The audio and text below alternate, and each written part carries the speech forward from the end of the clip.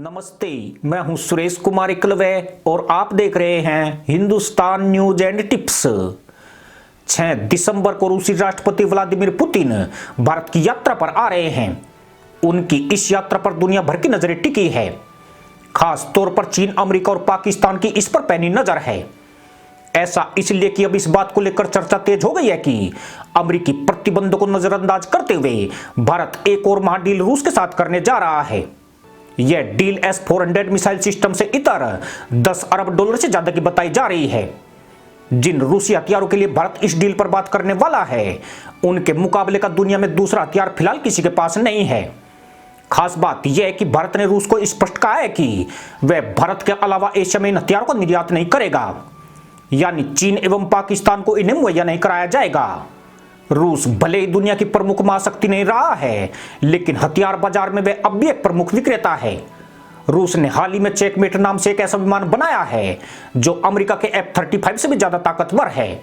माना जा रहा है कि लड़ाकू विमानों की दुनिया में चेकमेट गेम चेंजर साबित हो सकता है। यह विमान सुखोई फाइटर जेट की श्रृंखला का फाइटर जेट है। इसी वजह से जहां रूस इसे अपने खास दोस्त को बेचना चाहता है, वही सुखोई सीरीज का होने के कारण भी भारत इसे अपनी सेना के लिए खरीदने की उत्सुकता दिखा रहा है। 5वीं पीढ़ी के इस फाइटर जेट के मिलने से भारत की ताकत और ज्यादा बढ़ जाएगी। 2 इंजन वाला चेकमेट हवा से हवा में वार करने वाली 5 मिसाइलों को लेकर उड़ान भर सकता है। यह उड़ान के दौरान ही ड्रोन लॉन्च कर सकता है और 7.5 टन से भारी हथियार अपने साथ ले जा सकता है। कहा जा रहा है कि भारत रूस से 80 चेकमेट विमान खरीद सकता है, जो कई अरब डॉलर की डील हो सकती है। जमीन, हवा, समुद्र तीनों जगहों पर एक साथ 6 निशानों पर हमला करने में सक्षम इस विमान की कीमत 2.5 से 3 करोड़ डॉलर बताई जा रही है। यानी यह डील अगर परवान चढ़ी तो इससे चीन पाकिस्तान की कपकपी छूटना तय है। रूस साल 2026 से इस विमान को बेचना शुरू कर देगा। पर इससे भी बड़ी एक और डील को लेकर चीन और पाकिस्तान में चर्चा चल रही है। कहा जाता है कि रूस से S-400 वायु रक्षा प्रणाली खरीदने के बाद भारत S-500 को खरीदने पर भी विचार कर रहा है।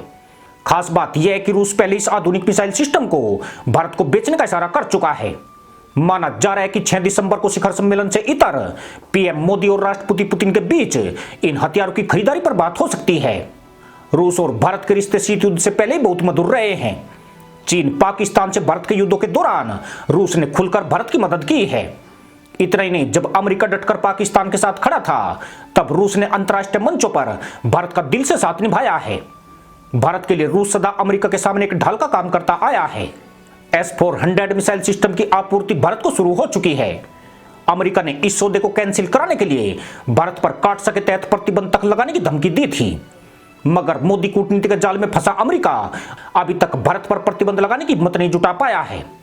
ऐसे में अमेरिका को चिंता हो रही है कि भारत अपने पुराने सहयोगी रूस से नए समझौतों पर हस्ताक्षर कर सकता है। पर हकीकत यह है कि अमेरिका से ज्यादा तो चीन की फटी पड़ी है। वह पुतिन की भारत यात्रा पर पैनी नजर बनाए हुए है। खासकर भारत और रूस के बीच मजबूत होते रिश्तों और इनके बीच होने वाली डील को लेकर वह ज्यादा चौकन्ना है।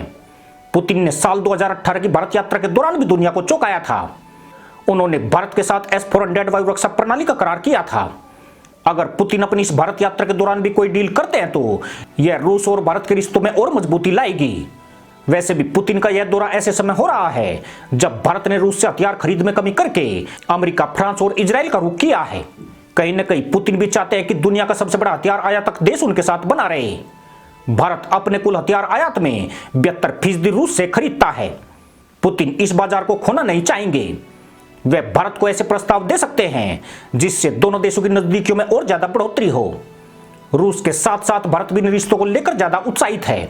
वह भी अपने पुराने सहयोगी को साथ बनाए रखना चाहता है। यानी दोनों देशों के बीच फिलहाल कोई बड़ा मतभेद नहीं है।